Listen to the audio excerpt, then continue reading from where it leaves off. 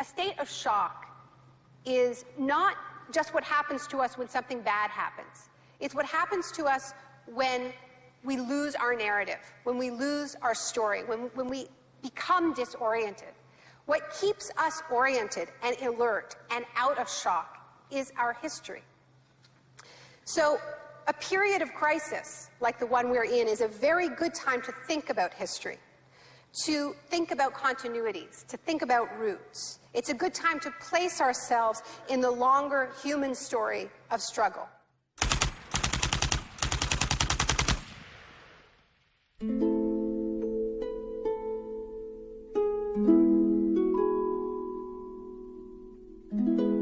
L'histoire a commencé le 1er juin 1951, le jour où des membres des services de renseignement occidentaux rencontrèrent en grand secret des universitaires à l'hôtel Ritz-Carlton de Montréal. Cette réunion allait lancer un programme de recherche sur la privation sensorielle à l'université McGill, programme financé par l'armée. Sensory deprivation really is a way of producing extreme monotony. It causes loss of critical capacity. The thinking is less clear. The subject complains that he can't even daydream. And when you have college students that can't daydream, they're in a bad way. I began to think while we were doing our experiments that it's possible that something that involves physical discomfort or even pain might be more tolerable than simply the deprivation conditions that we studied. Ebb décida de cesser de travailler sur le programme. But I had no idea when I suggested that what a vicious weapon, potentially vicious weapon, this could be. These are the days and ours are the occasions. Mais les expériences se poursuivirent sous la direction du chef du département psychiatrie, l'ambitieux docteur Ewen Cameron. What he did was much more than what we had done. We did our work strictly with the understanding that the subject could get up and walk out at any point he wished to, and some of them did. Les patients de Cameron n'eurent pas cette chance. L'Institut Allen, qui abritait les services de Cameron, devint une prison macabre, où le psychiatre se livrait à d'étranges expériences sur ses patients. Cameron voulait déstructurer ou nettoyer l'esprit de ses patients, de façon à pouvoir les reconstruire à partir de zéro. Janine Huard était une jeune mère de 4 enfants et elle souffrait de dépression post-natale. I used to shiver when they told me about you're going to get a shock treatment tomorrow. I used to shiver. I was so scared of it.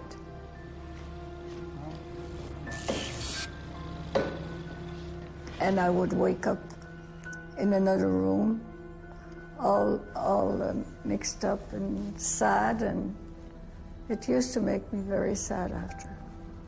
You're just like a zombie walking around. Cameron combinait électrochoc, cure de sommeil et messages enregistrés passés en boucle. It says, Janine, Janine, you are running away from your responsibility. You don't want to take care of your husband and children. All the time, the same thing. It sounds like you were being interrogated. Yes, interrogation, but for what purpose? Il ne fallut pas longtemps à la CIA pour mettre en pratique les expériences de Cameron. De nombreuses techniques du docteur figurent dans le Kubark, le manuel d'interrogatoire de l'agence. Les phrases suivantes en sont tirées. It's a fundamental hypothesis of this handbook that these techniques are in essence methods of inducing regression of the personality.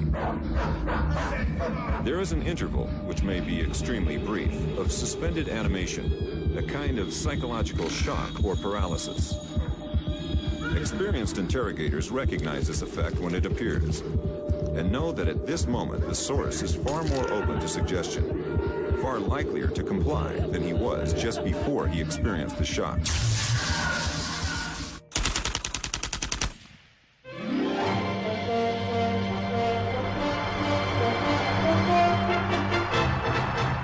À l'époque où Ewen Cameron menait ses expériences à Montréal, l'adepte d'un autre type de choc exerçait ses talents pas très loin de là.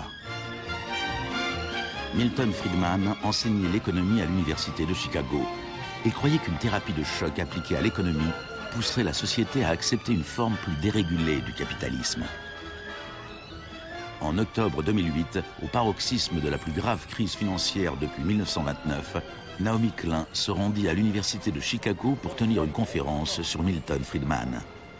When Milton Friedman turned 90, the Bush White House held a birthday party for him. And everyone made speeches, including George Bush.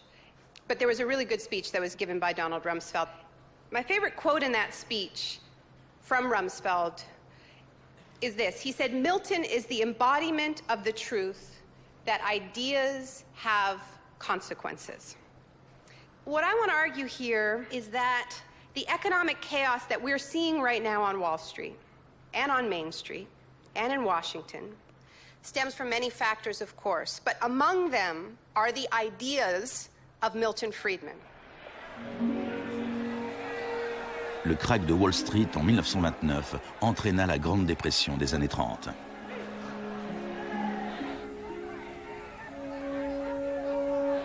Au cœur de la thèse de Friedman, il y a son opposition au New Deal que le président Franklin Roosevelt décrivit dans son discours d'investiture.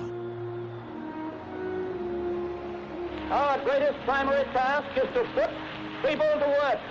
This is no unsolvable problem if we face it wisely and courageously.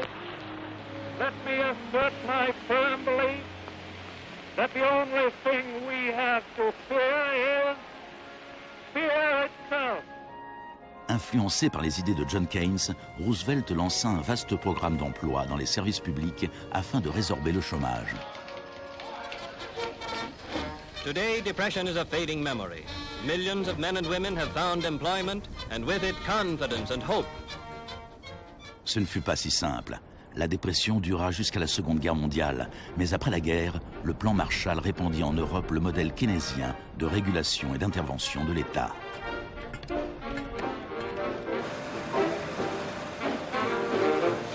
Les principes de Keynes étaient largement acceptés dans la société, mais pas au département d'économie de l'Université de Chicago. Milton Friedman from this university waged a war against the New Deal. Friedman était membre d'un petit groupe appelé la Société du Mont Pèlerin, dirigé par l'économiste autrichien Friedrich von Hayek. Ses membres affirmaient que si l'État cessait de fournir des services et cessait de réguler les marchés, l'économie se corrigerait d'elle-même. Dans les années 50, personne ne les prenait au sérieux. Mais ces 30 dernières années, leurs idées sont devenues la doctrine dominante en économie. The thesis of the shock doctrine is that we've been sold a fairy tale about how these radical policies have swept the globe. That they haven't swept the globe on the backs of freedom and democracy, but they have needed shocks, they have needed crises, they have needed states of emergencies. Milton Friedman understood the utility of crisis. Only a crisis, actual or perceived, produces real change. When that crisis occurs, the actions that are taken depend on the ideas that are lying around.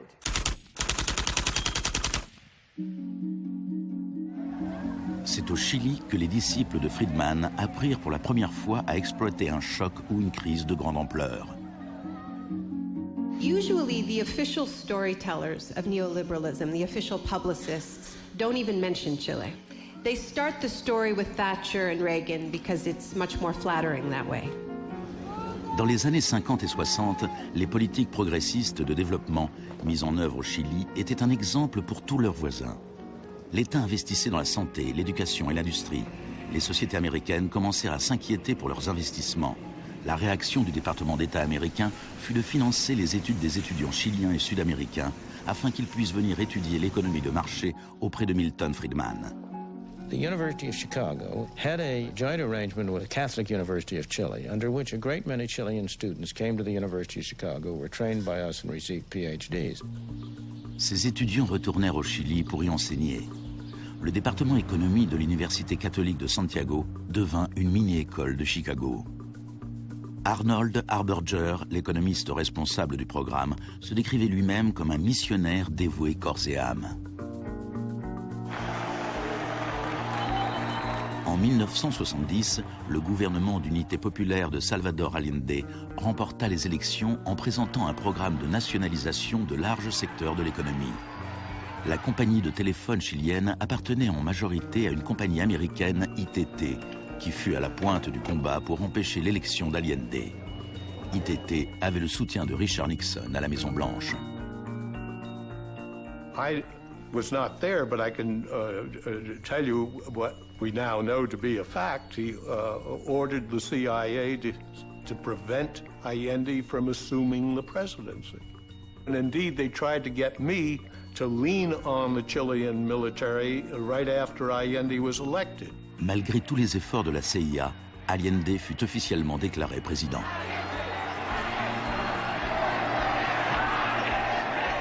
Richard Nixon donna l'ordre au directeur de la CIA de faire hurler l'économie. Señor Nixon es presidente de Estados Unidos y yo soy presidente de Chile. Yo no tendré un término despectivo contra el señor Nixon mientras el señor Nixon respete al presidente de Chile. On lança les préparatifs d'un coup d'État militaire. Les Chicago Boys chiliens élaborèrent un programme économique de 500 pages, la brique. Grâce à des fonds américains, on fit tout pour déstabiliser l'économie. Les chauffeurs routiers firent grève, paralysant l'ensemble des usines et des magasins. Il y eut une première tentative de coup d'État le 29 juin 1973. Et puis, le 11 septembre, l'armée commandée par le général Pinochet prit d'assaut le palais présidentiel.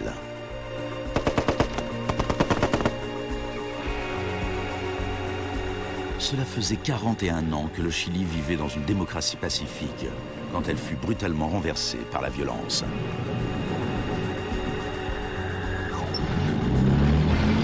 Pinochet et ses partisans décrivirent ce putsch comme une guerre. Il en avait en effet tous les aspects. Ce fut le précurseur chilien de l'opération Choc et Terreur.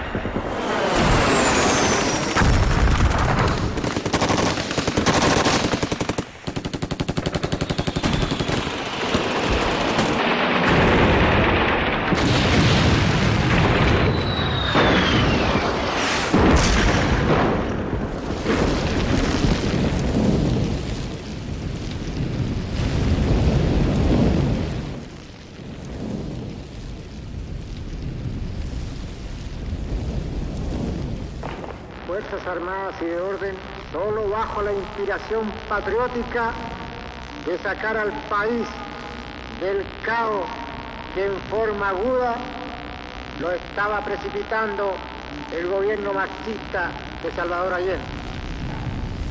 Les Chicago Boys remirent leur programme économique, la brique, à Pinochet.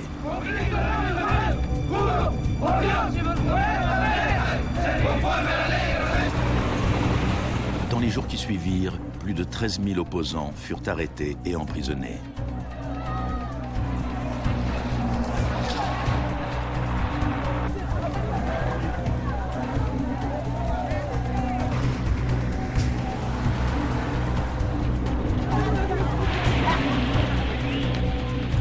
Des milliers de prisonniers furent enfermés dans le stade national. Beaucoup furent torturés. Dans le monde entier, on parlait du Chili. ¿Cuántas personas?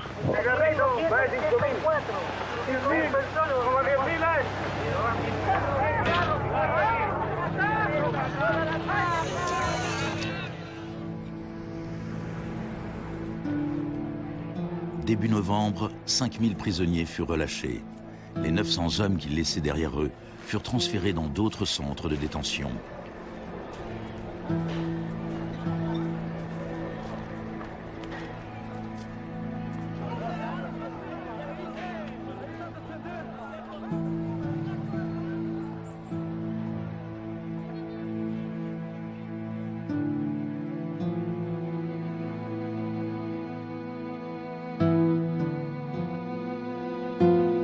Moins Moins d'un mois plus tard, la FIFA autorisait le Chili à disputer un match qualificatif pour la Coupe du Monde dans ce même stade.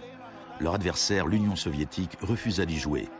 Le Chili fut autorisé à marquer dans un but vide et put ainsi disputer la Coupe du Monde 1974.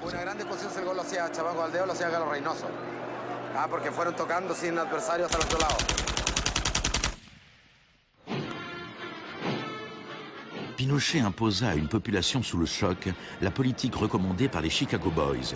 Fin du contrôle des prix, privatisation des entreprises publiques, suppression des taxes à l'importation et coupe dans les dépenses publiques. Plus tard, Friedman reconnut ouvertement l'importance de l'expérience chilienne. Here was the first case in which you had a movement toward communism, which was replaced by a movement toward free markets. Ce fut un échec. Un an plus tard, l'inflation s'élevait à 375% par an. C'était la plus forte au monde. Alors, en mars 1975, Arnold Harberger et Milton Friedman s'envolèrent pour Santiago. He used a phrase that had never before been used in a real-world economic crisis. He called for shock treatment. He said that he was like a doctor that was going to help a country that was suffering an epidemic, and he was simply prescribing the medicine. Friedman écrivit que le général Pinochet était séduit par l'idée d'un traitement de choc, mais qu'il était clairement effrayé par le chômage provisoire qui pourrait en découler.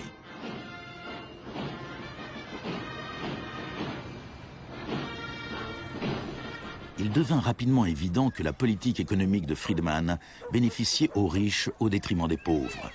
On a calculé qu'une famille qui essayait de survivre avec un salaire moyen devait consacrer 74% de ses revenus à l'achat du pain.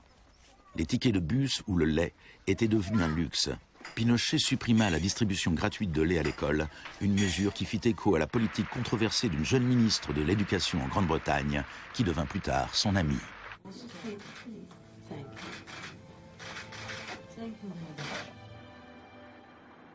Pour mettre en œuvre cette politique économique, il fallait avoir un ennemi à craindre. Tampoco creo que se haya triunfado totalmente sobre el marxismo. El marxismo es como un fantasma. Cuesta mucho tomarlo. Mejor dicho, no se puede tomar.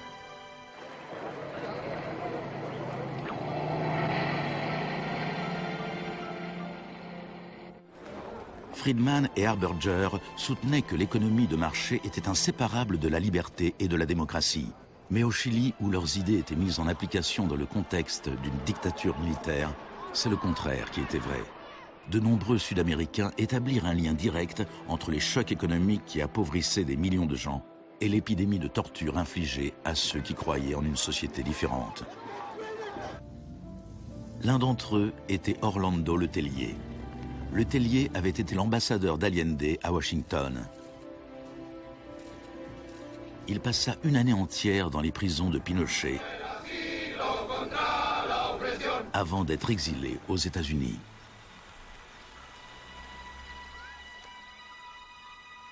Voici ce qu'écrivait Letelier en 1976. Ce plan économique a dû être imposé par la force et dans le contexte chilien, cela ne pouvait être obtenu que par l'assassinat de milliers de personnes, l'établissement de camps de concentration dans tout le pays et la détention de plus de 100 000 personnes en 3 ans.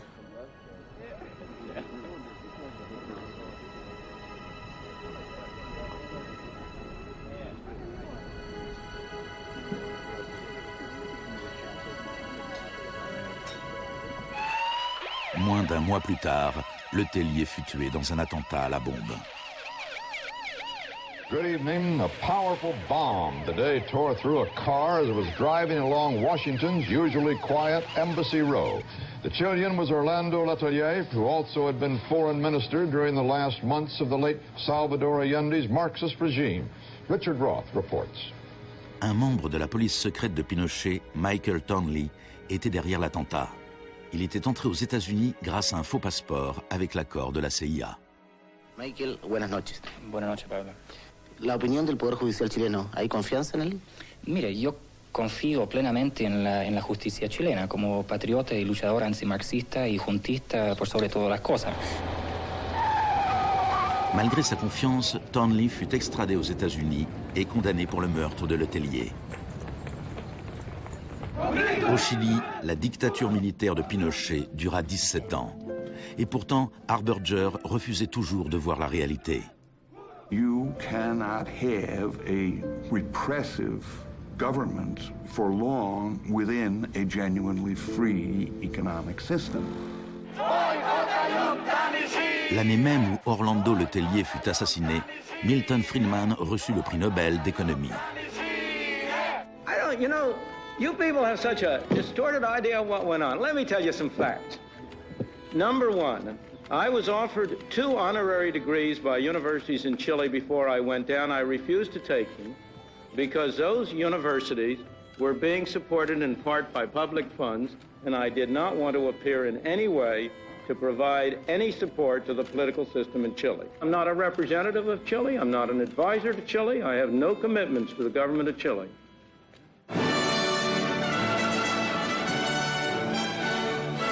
I now turn to you, Professor Milton Friedman.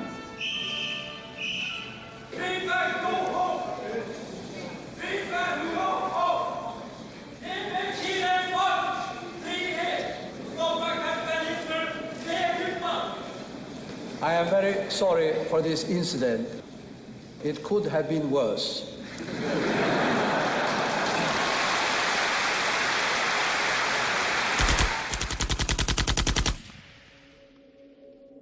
What I'm trying to do in the shock doctrine is tell an alternative history of how this savage stream of pure capitalism that we've been living, capitalism unrestrained, came to dominate the world.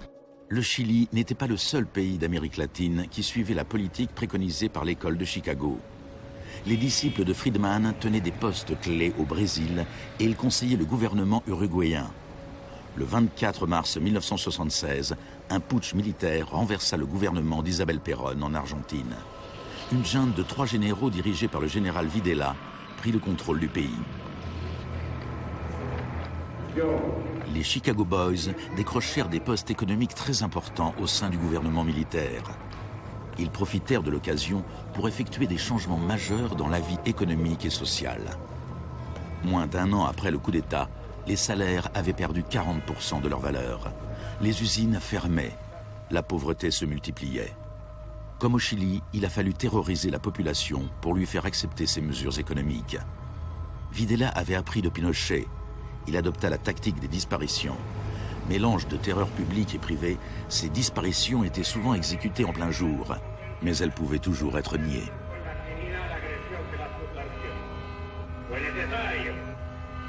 Cumplimiento de la misión que la nación le tiene asignada, articular la defensa de la sociedad argentina.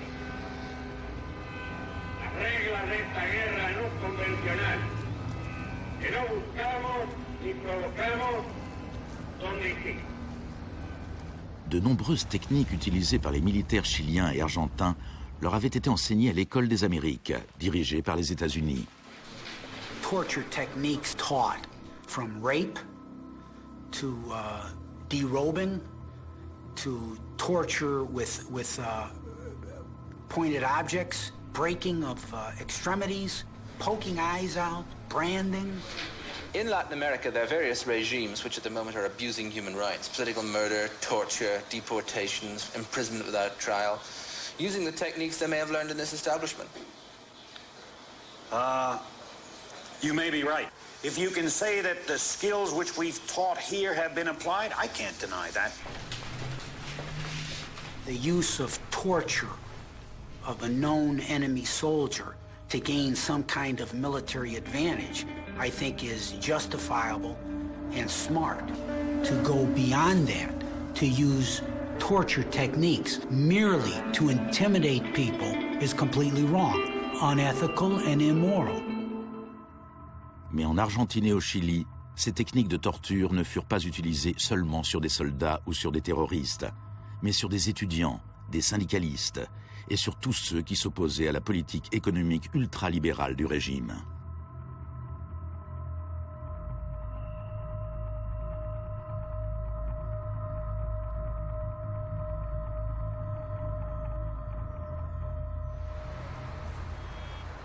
En 1978, la junte accueillit la Coupe du Monde en Argentine.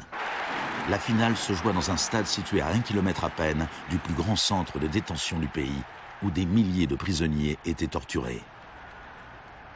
Decir que con los goles, con el grito de gol, se tapaba la voz de los secuestrados, los gritos de los secuestrados era una realidad. Organización extraordinaria, miles y miles de banderas, miles y miles de gargantas embronquecidas, 25 millones de argentinos que tienen un solo color, el celeste y blanco. El fútbol ha hecho el milagro del país, de este maíz maravilloso que nos siguen atacando aquellos que... Et l'Argentine poussa le régime de la terreur encore plus loin que le Chili. Parmi les disparus se trouvaient des centaines de femmes enceintes. On les laissa accoucher avant de les exécuter. De todas aquellas mujeres que estaban embarazadas, les permitieron tener a sus hijos para una vez que nacieran sacárselos. Y eso sucedió con 500.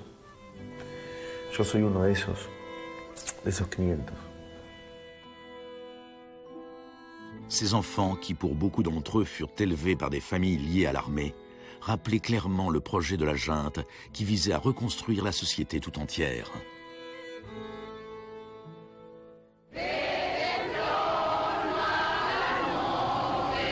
Alors que la junte était toujours au pouvoir, des mères et des grands-mères de disparus commencèrent à manifester sur la place de Mai.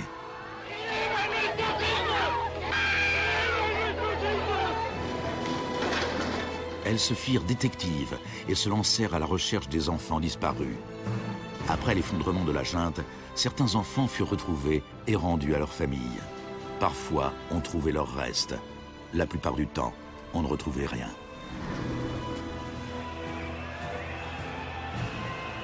Le général Videla fut reconnu coupable de meurtre, d'enlèvement et de torture.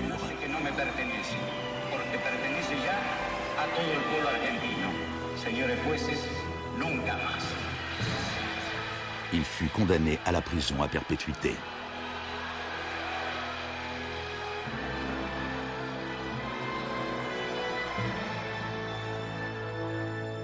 Now, these early experiments in Latin America presented Friedman and his cohorts with a serious ideological problem. Friedman had promised that these policies would not just make the elites richer, but that they would create the freest possible societies, that this was a war against tyranny, that capitalism and freedom went hand in hand. Yet here we see that in the 70s, the only countries putting these ideas into practice were military dictatorships. Nixon had fully supported imposing these types of brutal free market policies in South American dictatorships. But when it came to domestic economic policy in the United States, where Nixon had to worry about getting reelected, it was a very, very different story.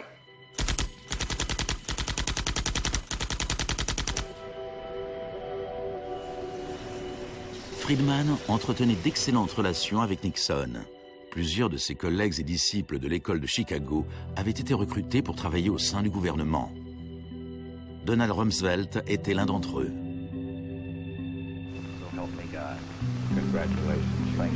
Mais en 1971, en plein marasme économique, Nixon tourna le dos aux idées de Friedman et imposa une politique de contrôle des salaires et des prix.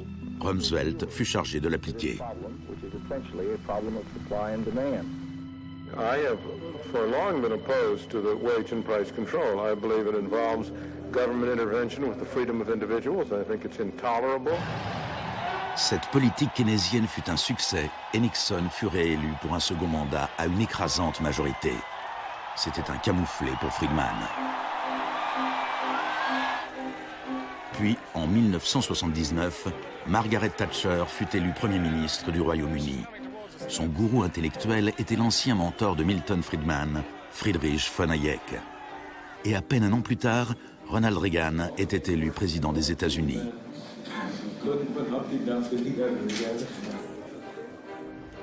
La Grande-Bretagne et les États-Unis étaient désormais dirigés par des Friedmaniens sans état d'âme. Margaret Thatcher's program when she came in had 4 planks. Cut government spending, cut tax rates, reduce government ownership and operation of industries or regulation of industry, and have a moderate and stable monetary policy to bring down inflation. Après ses 3 premières années au gouvernement, le chômage avait doublé dans certains secteurs de l'économie, déclenchant des vagues de grève. La cote de popularité de Thatcher avait chuté de 25%. Des émeutes éclatèrent dans les grandes villes du royaume. Même les admirateurs de Thatcher se posaient des questions. The economic performance of the Thatcher government has been mixed.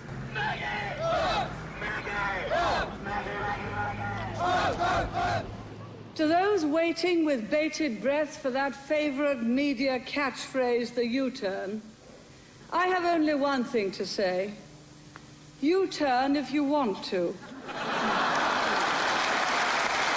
The ladies not for turning. Friedrich von Hayek exhorta Thatcher à imiter la thérapie de choc économique de Pinochet.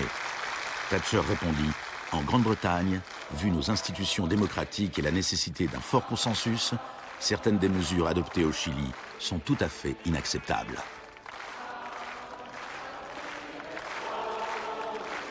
Thatcher's profound unpopularity seemed to be proving once again that free market fundamentalism was simply too unpopular, too directly harmful to too many people to survive in a democratic state where governing requires getting the consent of the governed, unlike a military dictatorship.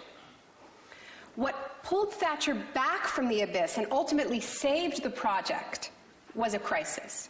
Indeed, it was the ultimate crisis. It was a war. We are here because for the first time for many years, British sovereign territory has been invaded by a foreign power. The government has now decided that a large task force will sail as soon as all preparations are complete. HMS Invincible will be in the lead. La plupart des Britanniques n'avaient jamais entendu parler des îles Malouines. Mais quand l'Argentine envahit ce petit archipel perdu à des milliers de kilomètres dans l'Atlantique Sud, Thatcher sauta sur l'occasion et justifia son surnom de Dame de Fer. Gentlemen, I've just heard that the white flag is flying over Stanley. La guerre fut terminée en moins de 3 mois. Quand les troupes revinrent en Grande-Bretagne, une vague de célébrations patriotiques déferla sur le pays. Thatcher remporta les élections de 1983 avec une écrasante majorité. Elle pouvait maintenant lancer une thérapie de choc économique semblable à celle qu'on avait vue au Chili.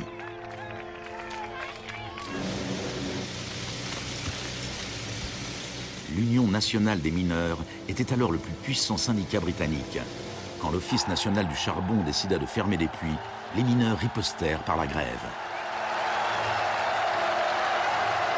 Parts of central London are brought to a halt as thousands of miners and sympathizers march through the city in support of the miners' strike. It's Britain's longest and most bitter since 1926, and the most expensive ever. La grève dura presque 1 an. Thatcher utilisa tous les moyens à sa disposition pour en finir avec le syndicat.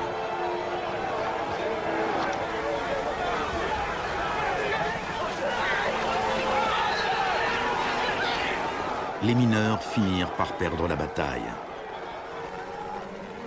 Thatcher utilisa sa victoire pour imposer la révolution des Chicago Boys en Grande-Bretagne. On lança des campagnes publicitaires pour promouvoir le gigantesque programme de privatisation. Thatcher vendit l'industrie de l'acier, le service des eaux, les compagnies d'électricité, de gaz, le téléphone, les compagnies aériennes et le pétrole. Les HLM furent vendus, les services municipaux soumis à adjudication. En 1986, les systèmes bancaires et financiers furent dérégulés. On parla de Big Bang. No one here tonight needs reminding that the Big Bang is only a beginning. Dans la Grande-Bretagne d'avant Thatcher, un PDG gagnait 10 fois plus qu'un ouvrier. En 2007, il gagnait plus de 100 fois plus.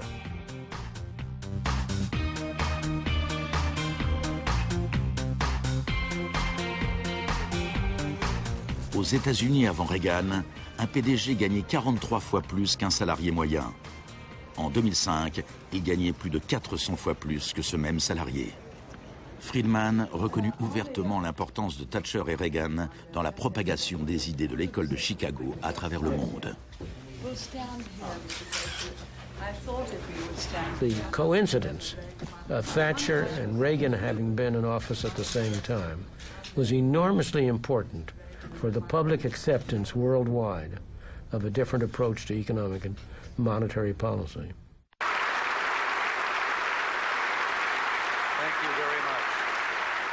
What I'm describing now is a plan and a hope for the long term.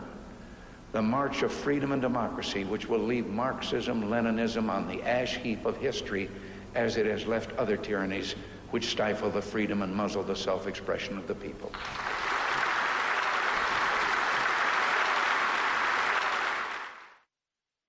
Now, we all know the fairy tale about the fall of communism, that the West under Reagan and Thatcher looked so prosperous to the people of the former communist bloc that they themselves demanded radical free market policies.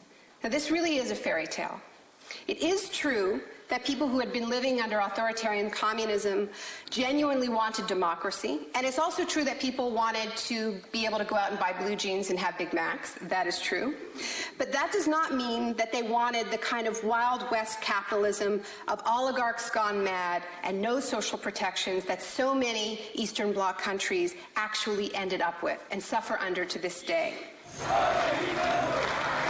Thatcher, qui avait fait tout ce qu'elle pouvait pour briser la puissance des syndicats en Grande-Bretagne, se rendit en Pologne en 1988 pour afficher son soutien au syndicat ouvrier Solidarnosc.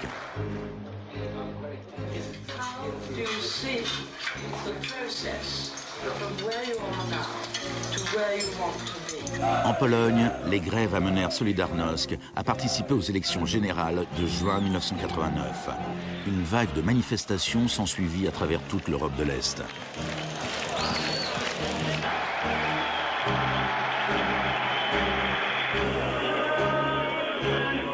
Par le passé, l'Union soviétique avait écrasé par la force tout mouvement démocratique. Mais l'Union soviétique avait à sa tête un nouveau type de leader. Mikhail Gorbatchev était engagé à fond dans la glasnost et la perestroïka. Il parlait d'une troisième voie, d'une transition progressive vers une social-démocratie à la scandinave, quelque chose qui serait situé entre l'économie de marché capitaliste et le communisme. Gorbatchev plaisait au public et aux politiciens occidentaux.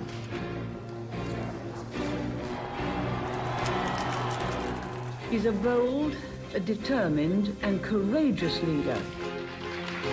Gorbatchev regarda sans broncher les vieux régimes communistes s'effondrer les uns après les autres.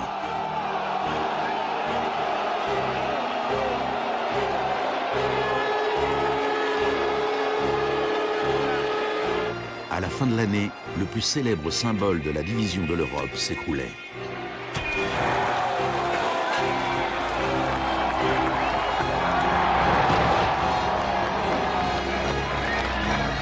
Pour Friedman et les Chicago Boys, c'est un nouveau monde qui s'ouvrait.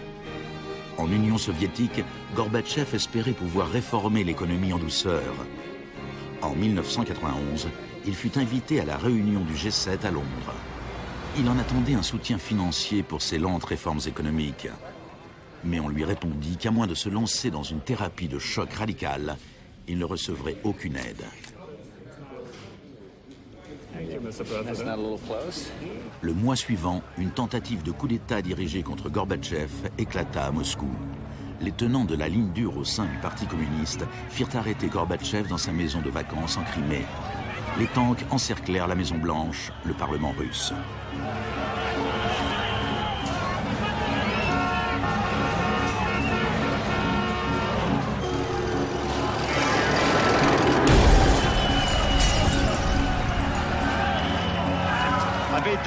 of street clashes. It was obvious that to reinforce their position, the hardliners would have to resort to violence. Such action between the people and the security forces has not been seen since the early days of the Russian Revolution. By dawn this morning, amid a sea of debris, it was becoming clear that the coup was disintegrating. The Russian parliament building was unscathed. The military had not made their move. Inside, Boris Yeltsin was more powerful than ever. Ce fut l'heure de gloire de Boris Eltsine.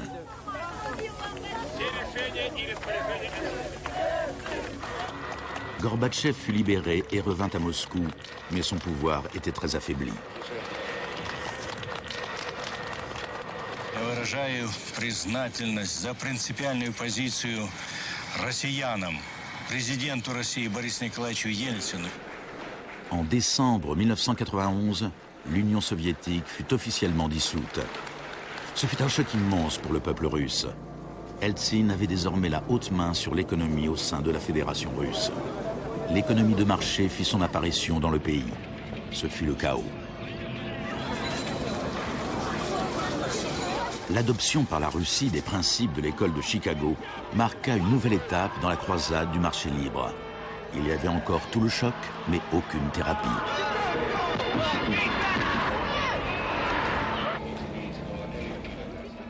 On vantait l'émergence d'un capitalisme populaire, mais dans les faits, seule une petite poignée d'affairistes amassait des fortunes considérables.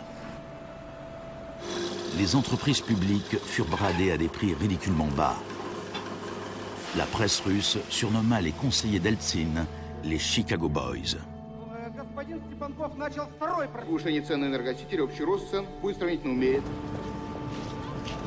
La thérapie de choc appliquée par Eltsine fut telle qu'en 1992, la consommation moyenne avait chuté de 40% en un an. Un tiers des Russes vivaient sous le seuil de pauvreté et les salaires étaient versés avec des mois de retard. One expert today predicted 140 million Russians will soon be living below the poverty line.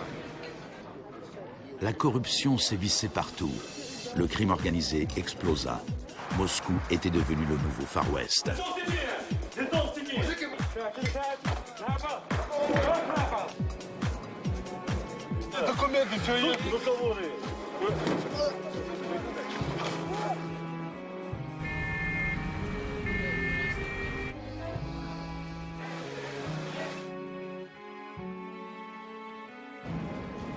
La majorité des Russes était contre les changements radicaux préconisés par les Chicago Boys.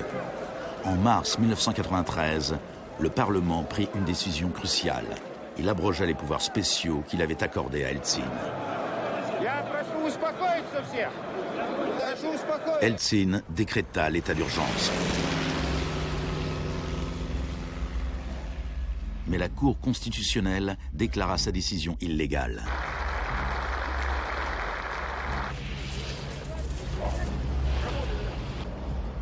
Le 21 septembre, Eltsine opta pour la solution Pinochet et fit dissoudre le Parlement.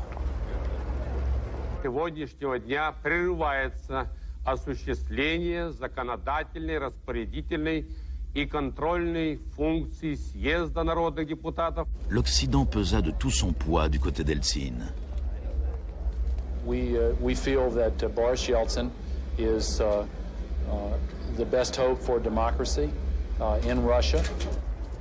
2 jours plus tard, le Parlement votait la destitution d'Eltsine par 636 voix contre 2. Des milliers de partisans des parlementaires s'assemblèrent devant la Maison-Blanche et marchèrent sur l'immeuble de la télévision.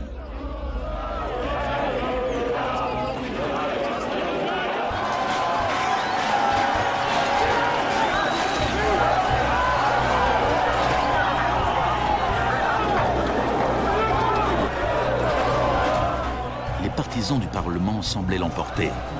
Eltsine interrompit ses vacances et rentra précipitamment à Moscou.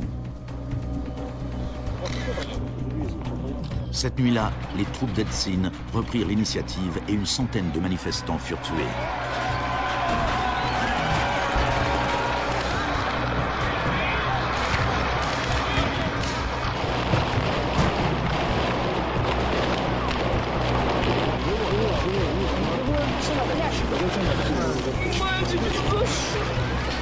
Le 4 octobre, Eltsine donna l'ordre à ses troupes d'attaquer la Maison-Blanche, faisant pilonner le bâtiment même qu'il avait défendu 2 ans plus tôt.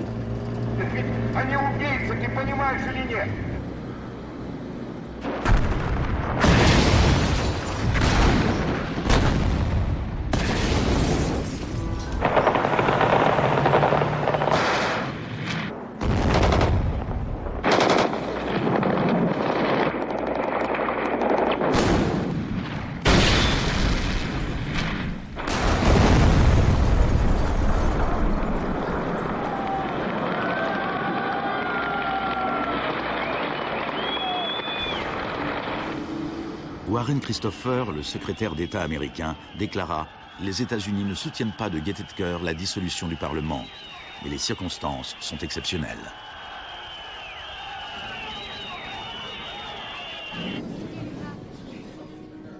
Eltsine avait désormais le pouvoir absolu et suivant les conseils de ses Chicago Boys, il développa un capitalisme des copains. On privatisa ce qui restait des entreprises industrielles d'État, en créant au passage une nouvelle classe d'hommes d'affaires milliardaires, dotés d'une énorme influence politique, les oligarques. En 1998, 80% des fermes russes étaient en faillite et 70 000 usines d'État avaient fermé. En 8 ans, le nombre de Russes vivant dans la pauvreté avait augmenté de 72 millions. Et pendant ce temps, Moscou était devenue la ville où l'on trouvait le plus de milliardaires au monde.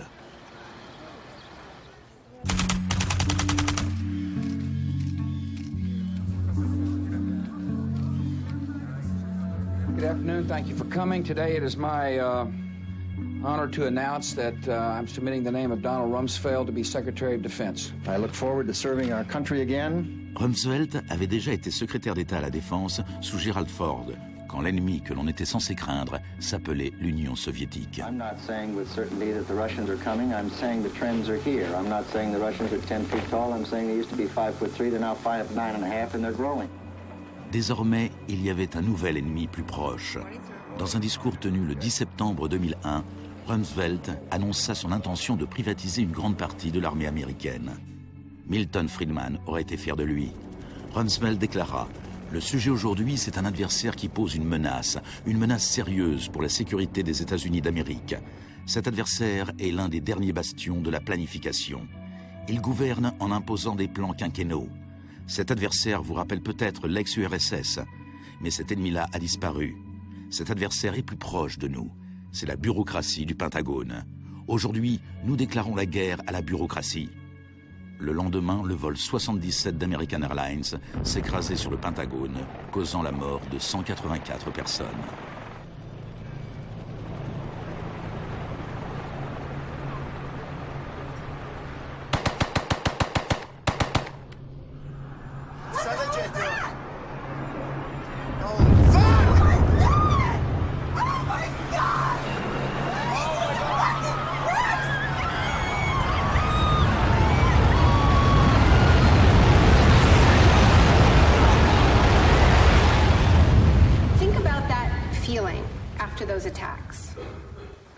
These people?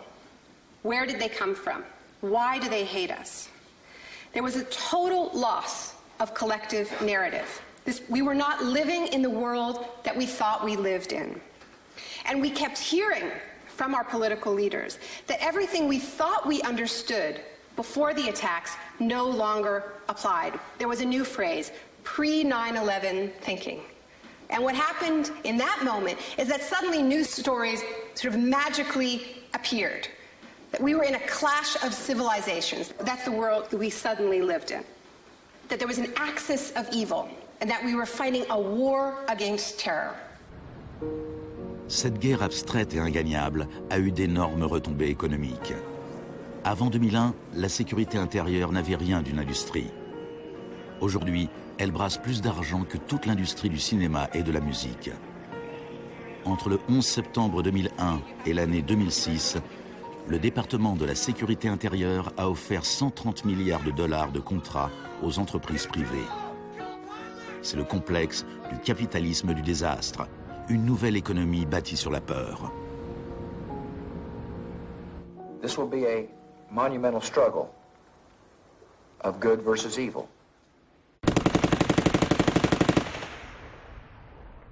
The best defense against terror is a global offensive against terror, wherever it might be found. La première phase de cette guerre fut le bombardement de l'Afghanistan.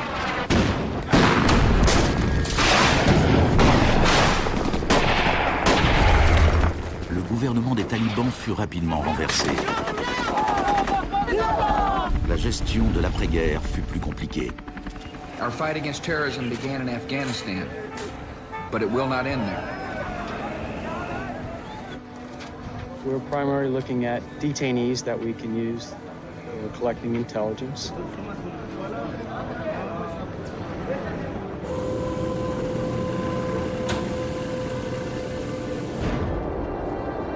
C'est à Guantanamo que pour la première fois, les techniques du manuel de Kubark furent explicitement et publiquement utilisées par les forces américaines avec l'approbation officielle de la Maison-Blanche. Les images furent diffusées sur les télés du monde entier. Isolation, both physical and psychological, must be maintained from the moment of apprehension. The capacity for resistance is diminished by disorientation. Prisoners should maintain silence at all times. They should never be allowed to speak to each other. Parmi ces prisonniers, il y avait Asif Iqbal, Rouhal Ahmed et Shafiq Rasool de Timpton en Angleterre. Ils furent détenus plus de 2 ans à Guantanamo avant d'être relâchés sans qu'aucune charge ne soit retenue contre eux. Mentally, yeah, you couldn't speak to nobody, you couldn't do nothing, you couldn't stand up. And just sitting there, you'd be in your thoughts all the time thinking, what the hell's going on, where the hell am I? Am we going to be staying here for the rest of our lives? Are we going to be going back home? Will we ever see our family again? Sur les 779 prisonniers qui ont été détenus à Guantanamo, seulement 3 ont été reconnus coupables d'un crime.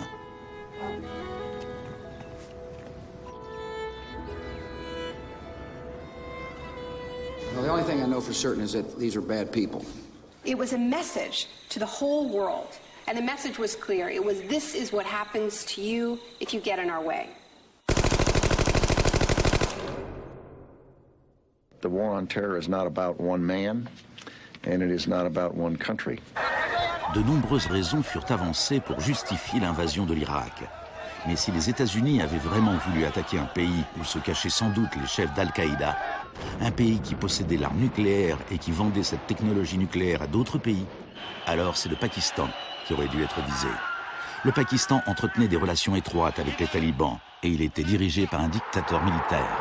Mais George Bush choisit comme cible l'Irak, un pays qui possédait les 3e plus grandes réserves de pétrole au monde.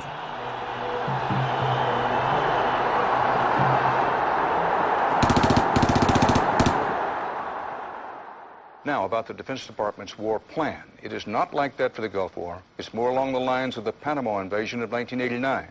CBS News has been told it would start on what's called A-Day. A as in airstrikes. Airstrikes so devastating, they would leave Saddam's soldiers unable or unwilling to fight. The idea is to rain down the thunder so hard as to create, quote, shock and awe. If the Pentagon sticks to its current war plan, one day in March, the Air Force and Navy will launch between 300 and 400 cruise missiles at targets in Iraq. More than were launched during the entire 40 days of the first Gulf War. The sheer size of this has never been seen before, never been contemplated before. Harlan Ullman is one of the authors of the shock and awe concept, which relies on large numbers of precision-guided weapons. So that you have this simultaneous effect, rather like the nuclear weapons at Hiroshima, not taking days or weeks, but in minutes.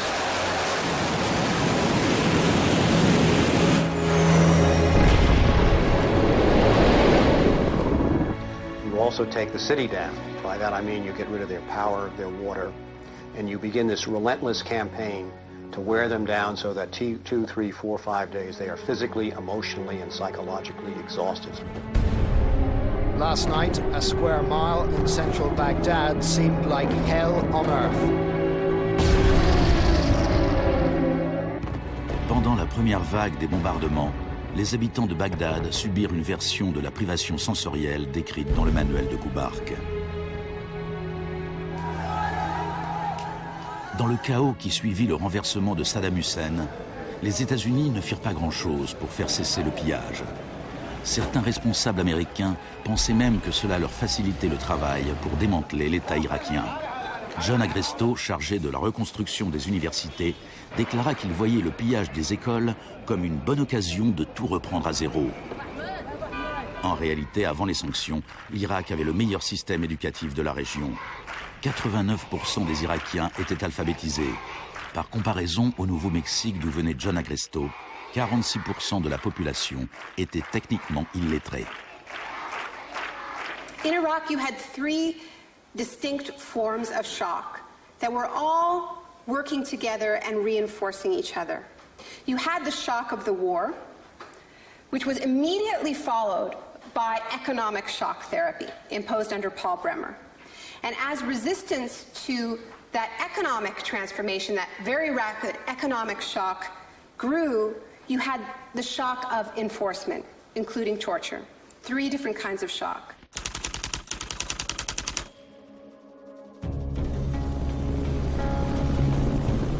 En mai 2003, Paul Bremer fut nommé administrateur américain en Irak. 2 semaines après son arrivée, il déclara le pays ouvert aux affaires. We consider that the coalition had very broad authorities to determine the direction of the Iraqi economy. Bremer ne connaissait pas grand-chose à l'Irak, mais il connaissait bien le capitalisme du désastre. Dès le début du boom de la sécurité intérieure, il s'était lancé comme expert conseil dans le domaine des mesures de crise. Today is a very important day in Baghdad. Bremer passa les 4 premiers mois à signer des décrets tout droit sortis de l'école de Chicago. Rumsfeld décrivit les nouvelles lois irakiennes en matière d'investissement et d'impôts comme les lois les plus avancées et les plus incitatives du monde libre. L'une des premières décisions de Bremer fut de licencier 500 000 fonctionnaires. Ce fut présenté comme une mesure de débahatification, mais le démantèlement de l'État était aussi une mesure typiquement friedmanienne. On promit des aides pour la reconstruction. Our investment in the future of Afghanistan and Iraq is the greatest commitment of its kind since the Marshall Plan. Mais dans la réalité, les choses furent tout à fait différentes. Le plan Marshall avait pour objectif de relancer l'industrie européenne, alors que l'argent de l'aide américaine en Irak est allé dans les poches des compagnies américaines. Quand du travail provenait jusqu'aux Irakiens, c'était tout au bout d'une chaîne de sous-traitants. Creative Associates reçut plus de 100 millions de dollars pour rédiger des programmes éducatifs et imprimer les nouveaux manuels scolaires. La société de conseil en management et technologie Bearing Point reçut 240 millions de dollars pour élaborer un modèle économique basé sur le marché applicable à l'Irak. La société RTI, basée en Caroline du Nord, toucha 466 millions de dollars pour ses conseils afin d'introduire la démocratie en Irak. Et Halliburton reçut 20 milliards de dollars pour ses frais, en plus de ses contrats irakiens. Parsons reçut 186 millions de dollars pour construire 142 cliniques. On en construisit seulement 6.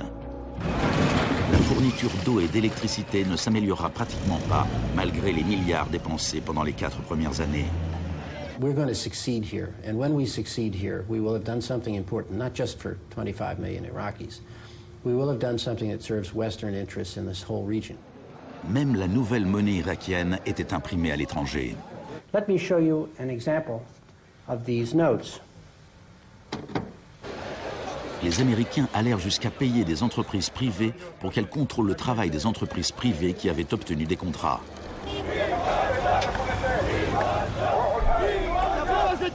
I was in Baghdad in 2004, and this is the period when bombs started to go off regularly in Baghdad. In fact, the night that I arrived, a bomb went off very near our hotel. But what was really striking to me in this period was that despite the violence and despite the chaos, the next day, Iraqis were out in the streets protesting. 19 killed and 100 injured in Najaf. And what they were demanding at this time was elections, the right to actually have a say in what the post-Saddam era would look like. Now, in the early days of the occupation, the protests were peaceful, but as time went on, and the protests didn't have an effect, more and more Iraqis joined the armed resistance.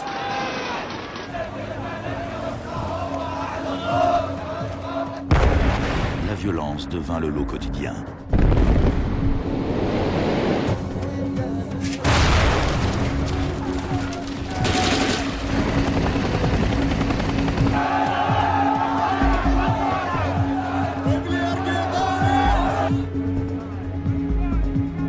Comme en Amérique du Sud 30 ans auparavant, les corps étaient souvent jetés au bord des routes afin d'intimider les opposants.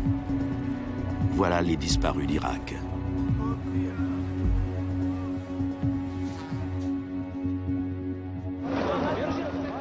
Il fallut prendre des mesures extrêmement violentes pour supprimer l'opposition.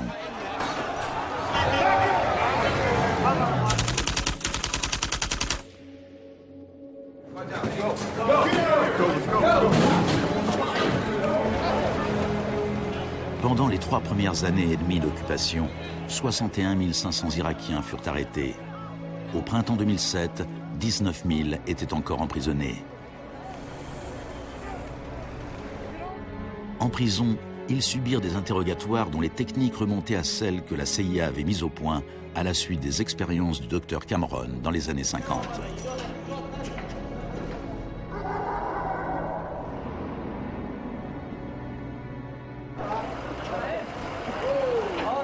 Selon la Croix-Rouge, les autorités militaires américaines reconnurent qu'entre 70 et 90% des arrestations en Irak étaient arbitraires.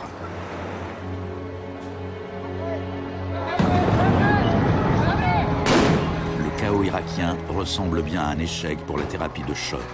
Mais le capitalisme du désastre n'allait pas s'arrêter là pour autant. Le désastre lui-même présentait une bonne occasion de s'enrichir.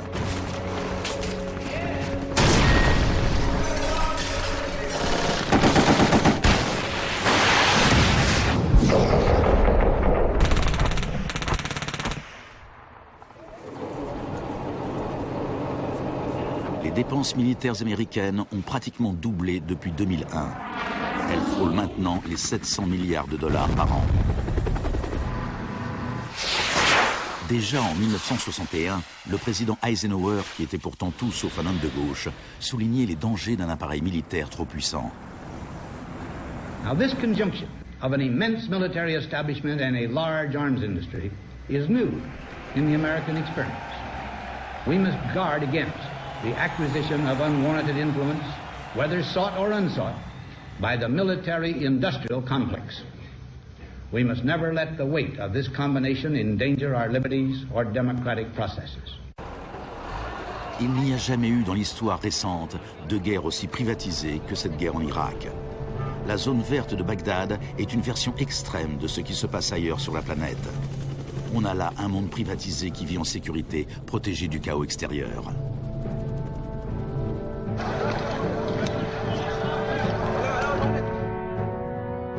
En 1991, pendant la première guerre du Golfe, pour 100 soldats réguliers, on trouvait un contractuel privé. En 2003, au début de la guerre en Irak, pour 100 soldats, on comptait 10 contractuels. En 2006, pour 100 soldats, il y avait 33 contractuels. Un an plus tard, pour 100 soldats, il y en avait 70. En juillet 2007, il y avait plus de contractuels en Irak que de soldats réguliers. On était bien au-delà de ce que Milton Friedman lui-même aurait osé rêver. The only things I would not denationalize are the armed forces, the courts, and some of your roads and highways. L'une des plus importantes sociétés de sécurité était la société américaine Blackwater. En avril 2004, pendant le soulèvement de Najaf, Blackwater prit le commandement des opérations, malgré la présence des Marines. Des dizaines d'Irakiens furent tués lors des combats. Les États-Unis avaient garanti aux mercenaires qu'aucune loi irakienne ne s'appliquerait contre eux. Ils opéraient donc en toute impunité, un peu comme à Guantanamo. I asked your Secretary of Defense a couple months ago what law governs their actions. Mr. I was going to ask him. Go ahead.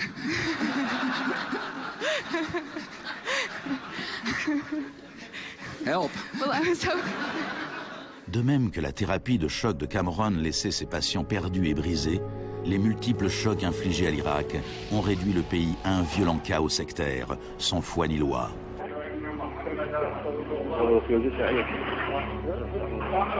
À l'époque de l'exécution de Saddam Hussein en 2006, 1 millier d'Irakiens étaient assassinés chaque semaine.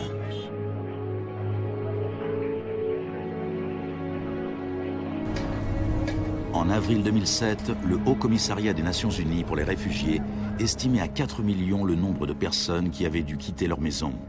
Des centaines de milliers d'Irakiens étaient morts. I think the historians will write very clearly that we did a great and noble thing here.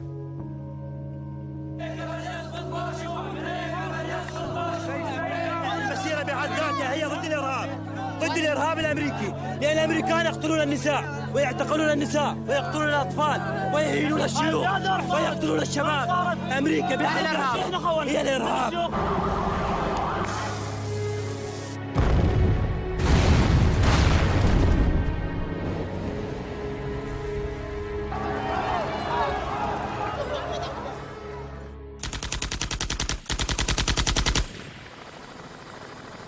Quand l'ouragan Katrina frappa la Nouvelle-Orléans en août 2005, le monde découvrit avec stupéfaction une sorte d'apartheid du désastre.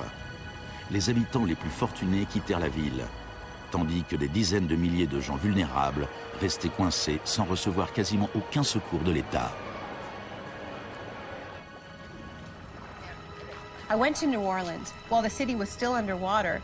And what I saw was that what I had witnessed in Iraq was repeating, not in the aftermath of a war, but in the aftermath of a tremendous natural disaster. Milton Friedman died in 2006. His very last piece of public policy recommendation was an op-ed he wrote for the Wall Street Journal 3 months after Katrina. He said, most New Orleans schools are in ruins, as are the homes of children who have attended them. The children are now scattered all over the country. This is a tragedy. It is also an opportunity to radically reform the education system. He was advocating the wholesale privatization of the school system of this city. It was his sort of swan song.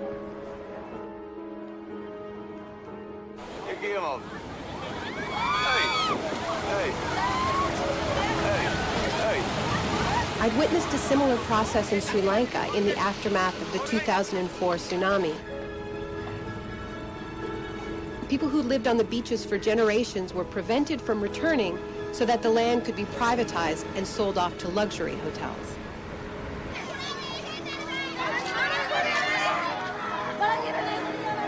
And this is exactly what I mean by the shock doctrine. The systematic raiding of the public sphere in the aftermath of a disaster. When people are too focused on the emergency, on their daily concerns, to protect their interests.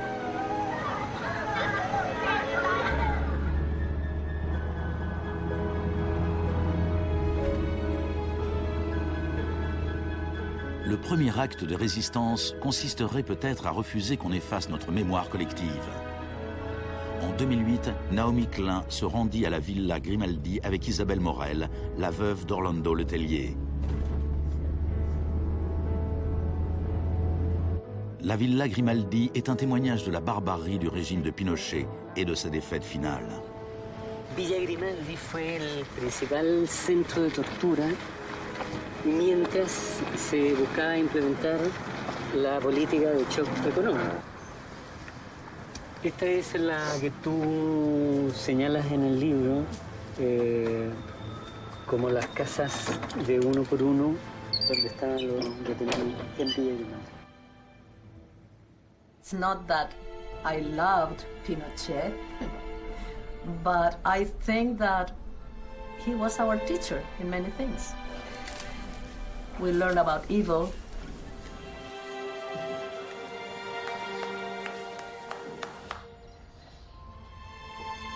En 1998, Pinochet fut arrêté lors d'une de ses visites à Londres. Sa vieille alliée Margaret Thatcher lui apporta son soutien. I know how much we owe to you.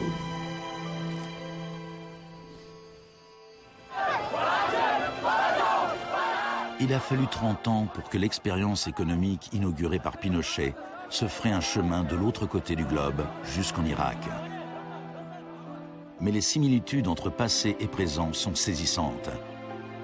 Entre les camps de concentration de Pinochet et la prison de Guantanamo de Bush, entre les disparus du Chili et ceux d'Irak, entre les expériences d'Ewen Cameron et les tortures infligées aux prisonniers d'Abu Ghraib.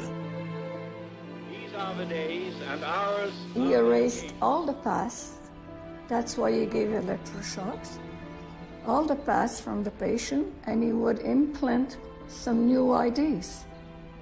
Mais Janine résista, et en 1998, la CIA a dû se résigner à lui verser des indemnités, ainsi qu'aux autres victimes des expériences d'Ewen Cameron. Janine, are you proud that they tried to break you and that you have fought so hard and won? In a way, I am.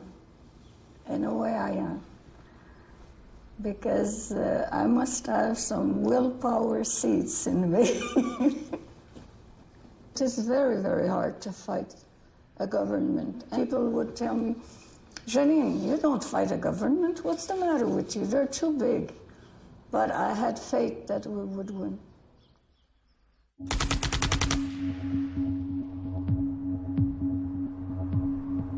Par nature, les marchés dérégulés sont volatiles. On laisse enfler des bulles financières qui inévitablement explosent. Depuis la dérégulation et le Big Bang des années 80, il y a eu plusieurs krachs boursiers.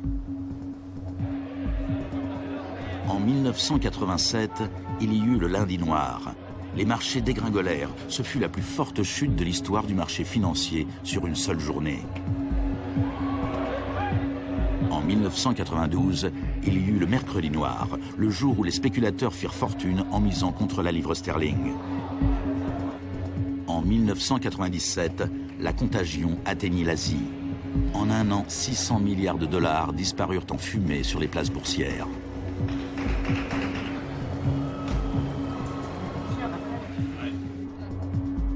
Et finalement, en septembre 2008, les marchés financiers implosèrent. The market is not functioning properly. There has been a widespread loss of confidence.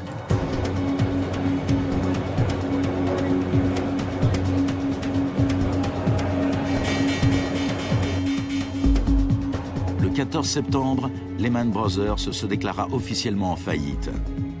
Et pourtant, une semaine plus tard, on apprenait que ces traders de New York allaient se partager 2,5 milliards de dollars de bonus. On estime que les firmes de Wall Street ont versé 18,4 milliards de dollars de bonus l'an dernier, l'année du krach. Despite the torrent of populist rhetoric about taking on the fat cats and standing up for the little guy and saving Main Street, not Wall Street, we are witnessing a transfer of wealth of unfathomable size. It is a transfer of wealth from public hands, from the hands of government, collected from regular people in the form of taxes, into the hands of the wealthiest corporations and individuals in the world. Needless to say, the very individuals and corporations that created this crisis. We are in the midst of a once-in-a-century credit tsunami. I found a flaw. I don't know how significant or permanent it is, but I've been very distressed by that fact. Aux États-Unis, c'est la crise financière qui a assuré la victoire d'Obama. Les Américains voulaient changer de cap. Hello, Chicago!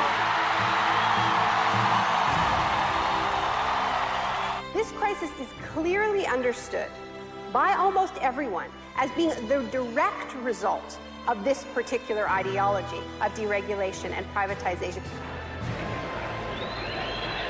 La gravité de la crise offre l'espoir d'un changement. The shock doctrine as a strategy relies on us not knowing about it for it to work. And what I find most hopeful about the current economic crisis is that this tactic is getting tired, because that element of surprise is no longer there. We're on to them, and it's not working. We're becoming shock resistant. La dernière fois qu'une crise financière aussi grave a frappé le monde, on avait opté pour la politique keynésienne du New Deal. Let me assert my firm belief that the only thing we have to fear is fear itself. Plus d'1 million de personnes se sont rassemblées pour écouter le discours d'Obama lors de son investiture. Beaucoup de journalistes ont évoqué Roosevelt.